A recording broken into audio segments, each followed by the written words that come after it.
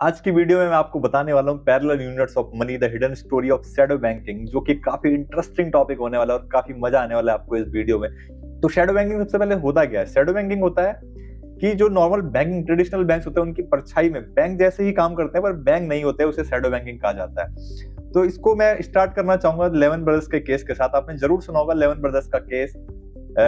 अगर नहीं सुना है तो थोड़ा सा मैं ब्रीफ कर देता हूँ। लेमन ब्रदर्स यूएसए का एक बहुत बड़ा केस था जिसके कारण 2008 में लगभग यूएसए की इकोनॉमी कोलैप्स कर गई थी। वर्ल्ड वाइड इसका इंपैक्ट देखे गए थे, स्टॉक मार्केट क्रैश कर गए थे, मिलियंस ऑफ जॉब्स लोगों की चली गई थी और रातों रात लोग सड़कों पर आ गए थे। क्या ऐसा रीजन था? 2000 से 2008 के बीच में यूएसए में हाउसिंग सेक्टर में काफी बूम आ गया था, क्योंकि उस टाइम पे वहां पर गवर्नमेंट, बैंक्स, इवन लोगों को, हर किसी को लग रहा था कि हाउसिंग के प्राइस कभी गिर नहीं सकते, इसलिए अंधाधुंध लोग घर खरीदे जा रहे थे और उसके लिए बैंक से इनको लोन्स बांटे जा रही थी without checking there repaying capacity.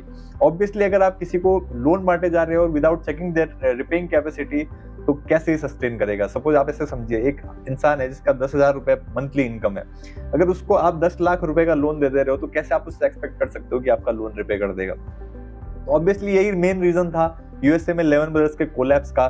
पूरा बैंकिंग सेक्टर यूएसए का कोलैप्स कर गया था, तो वो तो यूएसए की गवर्नमेंट ने बैक किया था, तो इस कारण यहाँ पे इम्पैक्ट थोड़े से कम करे गए थे। तो it was one of the main issue. सितंबर 2008 में लेमन ब्रदर्स ने बैंक्रप्सी फाइल करी थी कि हम अब लोगों का पैसा दे ही नहीं सकते, जो वहाँ पे लोगों का पैसा डिपॉजिट था वो उनको वापस मिल ही नहीं पाया। आज की डेट में 256.8 ट्रिलियन की शैडो बैंकिंग इकोनॉमी हो चुकी है। मेजरली हम इसमें बात करेंगे एनबीएफसी सेक्टर की, which is also part of this shadow banking system. कैसे ये अफेक्ट करता है हम लोगों के मनी को, या फिर ग्लोबल फाइनेंस में किस तरह से चलता है, स्टेप वाइज चलते रहेंगे। काफी जॉब्स एनबीएफसी सेक्टर ने या फिर शैडो बैंकिंग सेक्टर ने क्रिएट करी हुई हैं अभी ग्लोबली। अगर आप देखोगे काफी सेविंग्स इनके पास, सेविंग इनके थ्रू रूट होती है, काफी इन्वेस्टमेंट इनके थ्रू रूट हो रही है। इन्फ्लेशन के कंट्रोल में काफी इंपॉर्टेंट रोल ये प्ले करता है। मॉर्गेजेस होता है कि अपनी प्रॉपर्टी को किसी के पास एज अ कोलेटरल रख देना, तो वो सब भी इसका पार्ट है। तो हम ये सब सीखने वाले हैं कि किस तरह से 256.8 ट्रिलियन डॉलर की है एक अमाउंट आती है। 51% of global finance, it's not a joke. पूरे ग्लोबली ये 51% ऑफ फाइनेंस होल्ड करके बैठा है। तो किस तरह से यहाँ पे ये सब कुछ चल रहा है, सबसे पहले समझेंगे ट्रेडिशनल बैंक और शैडो बैंकिंग सिस्टम में फर्क क्या है। ट्रेडिशनल बैंक जैसे इंडिया की बात करें तो आरबीआई रेगुलेटेड होता है। कोई भी पीएनबी, एसबीआई, एचडीएफसी या फिर आईसीआईसीआई आपने अब जरूर अपने सिटी टाउन या फिर कहीं ना कहीं तो जरूर देखे होंगे। इजीली ये रिकॉग्नाइजेबल होते हैं, आरबीआई से रेगुलेटेड होते हैं। इन पे नॉर्म्स जो एप्लीकेबल होते हैं वो आरबीआई के होते हैं, आरबीआई के सुपरविजन में ये काम करते हैं। डिपॉजिट्स यहाँ पर प्रोटेक्टेड होते हैं क्योंकि ये इनमें डीआईसीजीसी की इंश्योरेंस हमें प्रोवाइड होती है। इंश्योरेंस इजीली प्रोवाइड होती है, तो कभी भी पैसा डूबने का खतरा हमें इजीली तो नहीं रहता है। यहाँ पे हम डिपॉजिट्स आपके सेफ नहीं है क्योंकि कोई इंश्योरेंस आपको प्रोवाइड नहीं किया था, तो इस चक्कर से यहाँ पे थोड़ा सा इशू रहता है।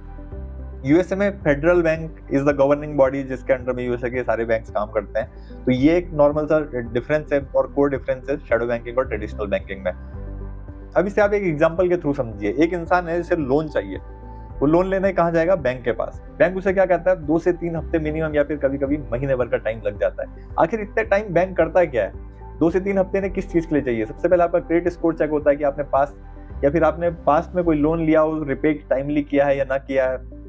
आपके डॉक्यूमेंटेशन चेक होते हैं, क्यों आपको लोन चाहिए, क्या आप कोलेटरल रखने वाले हो, कैसे आप बैंक को रिपे करने वाले हो। Each and everything is tested in the banks. इसी वजह से यहाँ पे 2 से 3 हफ्ते तक का टाइम लग जाता है। उसी की जगह अगर वो आदमी बैंक ना चूज करके एक एनबीएफसी को चूज करता है, कोई फाइनेंस कंपनी को चूज करता है, तो इजीली उसे वहां पर लोन शॉर्ट टाइम पीरियड में मिल जाता है। जो सबसे कोर और इंपॉर्टेंट रीजन है एनबीएफसी सेक्टर के इतने ग्रो होने का।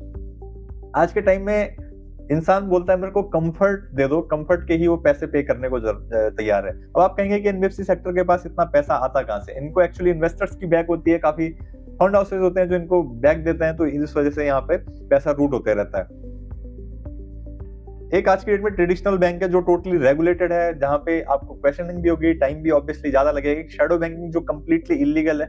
इन दोनों से बच के एनबीएफसी सेक्टर एक ग्रे एरिया में काम करता है जो लेस रेगुलेटेड है, लेस ट्रांसपेरेंट है, डिसीजन यहाँ पे फास्टर लिए जाते हैं। ये इलीगल नहीं, बस जस्ट लेस रेगुलेटेड है, इसी कारण से ये इतना ग्रो भी कर पा रहा है। अगर ऑब्वियसली ये भी महीनों का या हफ्ते भर का टाइम लोन सैंक्शन करने में लग जाए तो क्यों कोई इंसान एनबीएफसी को चूज करेगा? ऑब्वियसली इन दैट केस वो अपने ट्रेडिशनल बैंक नहीं रहेगा जहां पे उसे इंटरेस्ट भी कम पे करना पड़ता है। तो यही रीजन है कि एनबीएफसी सेक्टर इतना ग्रो कर पाया। अब हम समझेंगे कि एनबीएफसी में लोन आखिर साइकिल होता क्या है, किस तरह से एनबीएफसी सेक्टर में लोन काम करता है। नॉर्मली अगर आप ट्रेडिशनल बैंक से लोन लेने जाओगे तो वो आपने सपोज 1 करोड़ का लोन लिया, तो अब वो 1 करोड़ रुपए बैंक की बैलेंस शीट में खड़ा रहने वाला है, वो तब तक खत्म नहीं होगा जब तक आप उस लोन को रिपे नहीं कर देते। लेकिन इसके opposite means totally different game है एनबीएफसी सेक्टर में। सपोज एनबीएफसी आपको लोन देता है, अब एनबीएफसी उस लोन को अपने पास न रख के आगे सेल कर देता है। तो आप कहेंगे कि लोन कैसे सेल कर सकते हैं? जी हाँ, फाइनेंस की दुनिया का यही कोर रीजन है, या इनकी ग्रोथ का आप ये एक कोर रीजन है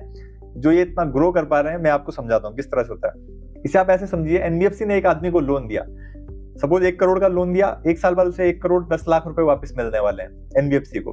तो एनबीएफसी 1 करोड़ 10 लाख की जगह आज की डेट में उस लोन को 1 करोड़ 5 लाख में आगे इन्वेस्टमेंट बैंक्स को सेल कर देता है। इससे उसके पास क्या होता है, एक तो उसने इंसान को, उस पर्सन को 1 करोड़ का लोन दिया, अब उसके पास वापस 1 करोड़ 5 लाख आ गया एनबीएफसी सेक्टर के पास तुरंत, without holding for that one period. इसी रीजन से एनबीएफसी इतने तुरंत और फास्ट लोन्स डिस्ट्रीब्यूट कर पाते हैं। तो जब ये लोन इसने इन्वेस्टमेंट बैंक को सेल करा, इन्वेस्टमेंट बैंक इसी तरह के हजारों रोल अपने पास इकट्ठे कर लेते हैं, उसे बंडलिंग कहा जाता है। ऐसे लोन्स का एक बंडल बना लिया जाता है, फिर उस बंडलिंग के प्रोसेस के बाद उसको छोटे छोटे पीसेस में कट कर दिया जाता है। छोटे छोटे पीसेस में मींस इसके रिस्क और रिटर्न के बेसिस पे ये इन्वेस्टमेंट बैंक इसे अपने पास छोटे छोटे बंडल्स में छोटे छोटे पीसेस में कट कर लेते हैं, और फिर ये इन्वेस्टर्स को बेच दिए जाते हैं as per their risk taking capacity. Obviously अगर रिस्क ज्यादा है तो रिटर्न्स भी उन्हें वहां पे हाई मिल रहे होंगे, और जहां पे रिस्क कम होगा वहां पे रिटर्न्स भी इन्वेस्टर्स को कम दिए जा रहे होंगे। अब आप समझिए, एक लोन जो एनबीएफसी ने दिया, अब वो एंड में जाके किस इन्वेस्टर के पास है ये किसी को नहीं पता। हो सकता है इंडिया में वो लोन डिस्ट्रीब्यूट हुआ और जाके आज की डेट में वो यूएसए के इन्वेस्टर के पास खड़ा हो रखा हो।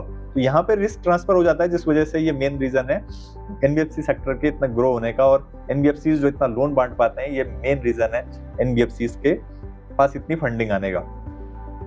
अब समझेंगे ट्रेडिशनल बैंक और शैडो बैंकिंग के ऑपरेटिंग मॉडल क्या होता है। Who keeps the loan? Bank के केस में बैंक होल्ड करता है लोन जब तक उसका पूरा लोन रिपे नहीं हो जाता, लेकिन शैडो बैंकिंग में एनबीएफसी से सेल कर देती हैं आगे, मतलब रिस्क पास ऑन कर देती हैं। यहाँ पर बैंक रिस्क देगा अगर लोन में डिफॉल्ट हो जाता है, लेकिन यहाँ पे इन्वेस्टर्स को शैडो बैंकिंग में लॉस होता है। रेगुलेशन यहाँ पे काफी स्ट्रिक्ट है, मैंने बताया इंडिया में आरबीआई के अंडर रेगुलेटेड है सारे बैंक्स, यहाँ पे लूजली रेगुलेटेड है, कोई ऐसी एपेक्स बॉडी नहीं है जिनके नॉर्म्स यहाँ पे एप्लीकेबल होते हैं। स्पीड यहाँ पे हफ्तों या महीने लग जाते हैं आपका लोन प्रोसेस होने में, लेकिन यहाँ पे कुछ ही दिनों में आपका काम हो जाता है। इवन 24 आवर्स के अंदर भी काफी फाइनेंस अवेलेबल हो जाते हैं। ट्रांसपेरेंसी ट्रेडिशनल बैंक्स में काफी हाई रहती है, लेकिन यहाँ पे काफी लो रहती है शैडो बैंकिंग में। ये वन ऑफ द एक कह सकते हैं ड्रॉबैक्स है। अब समझेंगे कि रेगुलेटरी गैप आया कैसे, किस तरह से इतनी अपॉर्चुनिटी बन पाई एनबीएफसी सेक्टर के इतना ग्रो होने की।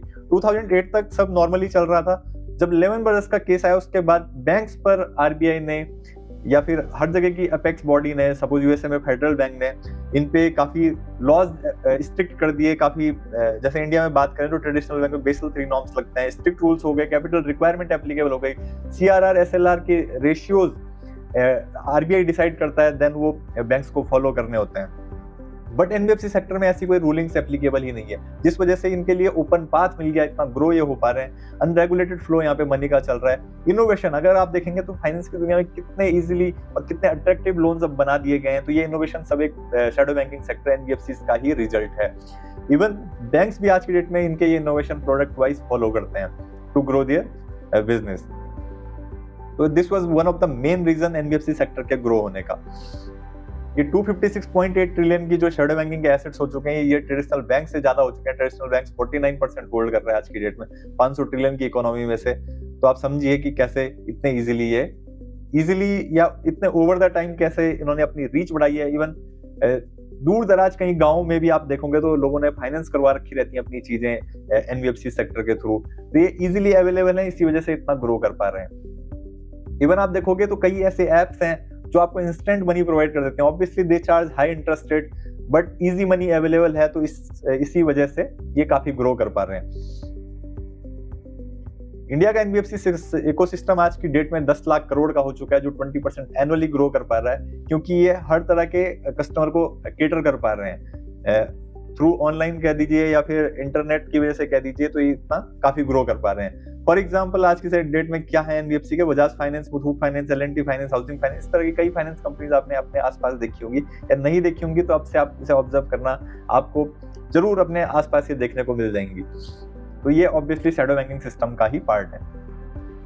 आईलैंड एफएस का क्राइसिस आया था 2018 में, जो एक मेजर ड्रॉबैक था वो भी इसी तरह से एक मेगा कंपनी थी जो अपने शॉर्ट टर्म फंड्स को लॉन्ग टर्म इन्वेस्टमेंट्स में इन्वेस्ट कर रही थी, तो मैच्योरिटी मिसमैच था जिसकी वजह से L&F का केस हुआ था। अगर आज की डेट में बैंक फेल हो जाते हैं तो इनको आरबीआई इंटरवीन करेगा, आरबीआई की बैक्ड होती है, इनको गवर्नमेंट की बैक्ड होती है, डिपॉजिट इंश्योरेंस यहाँ पर होता है आपका, तो पैसा आपका डूबने वाला तो डेफिनेटली नहीं है। लेकिन अगर शैडो बैंक फेल हो जाते हैं तो यहाँ पे कोई रेस्क्यू करने नहीं आने वाला, कोई इंश्योरेंस यहाँ पे प्रोवाइड नहीं होता, तो टोटली आपका पैसा लॉस होने वाला अगर एनबीएफसी सेक्टर में कुछ भी हो जाता है। लेकिन आज की डेट में आप समझिए कि एनबीएफसी सेक्टर इतना बड़ा हो चुका है कि अगर कुछ यहाँ पे इन फ्यूचर दिक्कत आती है तो इसका इम्पैक्ट काफी बड़ा और लार्ज होने वाला है। सेम उसी तरह से जिस तरह से लेमन ब्रदर्स का केस यूएसए में हुआ था जिसने पूरी इकोनॉमी को एक बार के लिए झकझोर दिया था, तो सेम वुड बी केस, क्योंकि काफी बड़ा एरिया ऑफ फाइनेंस ये होल्ड करता है आज की डेट में।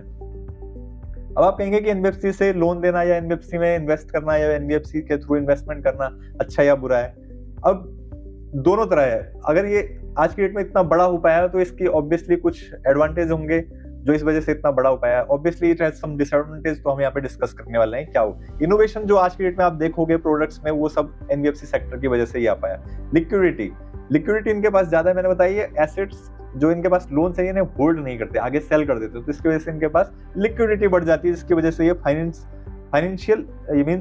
इन्फ्यूज कर पाते हैं इकोनॉमी में, और जो ऑब्वियसली ग्रोथ का रीजन बनते हैं। अगर फॉर बेटर रीजंस ये लोन डिस्ट्रीब्यूट होते हैं तो ऑब्वियसली लोगों को इजीली पैसा मिल पाता है और ज्यादा जल्दी से वो अपने बिजनेसेस या फिर किसी भी सेक्टर में जिस चीज के लोन रिक्वायर्ड है उस चीज को पूरा कर पाते हैं, तो obviously better returns for the economy. लेकिन वही रिस्क इसके आते हैं, regulatory gaps one of the main reason है। सिस्टमैटिक रिस्क मींस अगर एक चीज खराब होती है तो उसका इम्पैक्ट काफी चीजों पर दिखता है, इसको सिस्टमैटिक रिस्क कहते हैं। कल को अगर एक एनबीएफसी डूबती है तो ओवरऑल इकोनॉमी में इसका इम्पैक्ट देखने को मिल सकता है, मार्केट में इनस्टेबिलिटी आ जाएगी। ये सब इसके मेजर ड्रॉबैक्स हैं। तो क्या गवर्नमेंट को इसे बैन कर देना चाहिए? Obviously not. बैन करना is not a solution, but regulations, some type of regulation should be there so that कल को कस्टमर्स या फिर जो इन्वेस्टर्स यहाँ पे हैं उनको इतना बड़ा लॉस बियर ना करना पड़े। आज की डेट में एनबीएफसी सेक्टर काफी तेजी से ग्रो कर रहा है, तो क्या ऐसे रीजन है? अगर आप देखोगे एनबीएफसी बैंक से आपने देखा, बिटकॉइन आपने देखा होगा, डिसेंट्रलाइज्ड फाइनेंस या फिर इस तरह के कई मोबाइल एप्लीकेशंस आ चुके हैं, तो ये सब शैडो बैंकिंग का पार्ट है। तो ये जो एक गैप इनके बीच में है रेगुलेशन की वजह से, इसको हमें मींस गवर्नमेंट को थोड़ा रेगुलेट करने की जरूरत है, जिसके हिसाब से अगर ये दोनों थोड़ा सा रेगुलेशन में आके और शैडो बैंकिंग जो इवोल्यूशन हो पा रहा है नॉर्म्स में अगर चले, विद इन लॉज आके चले, तो ये काफी अच्छा और बेटर हो सकता है एनबीएफसी सेक्टर के लिए भी और एज अ पर्सपेक्टिव कस्टमर्स या फिर देश की इकोनॉमी के लिए भी। अगर आपने भी अपना कोई गैजेट, फोन, लैपटॉप या फिर कोई व्हीकल इन्हीं कंपनी से फाइनेंस करवाया है तो आप भी इसी 256 ट्रिलियन यूनिवर्स का पार्ट हैं। तो यहीं पर करते हैं हम अपनी वीडियो को एंड, मिलते हैं नेक्स्ट पार्ट में। तब तक के लिए like, comment and share the video.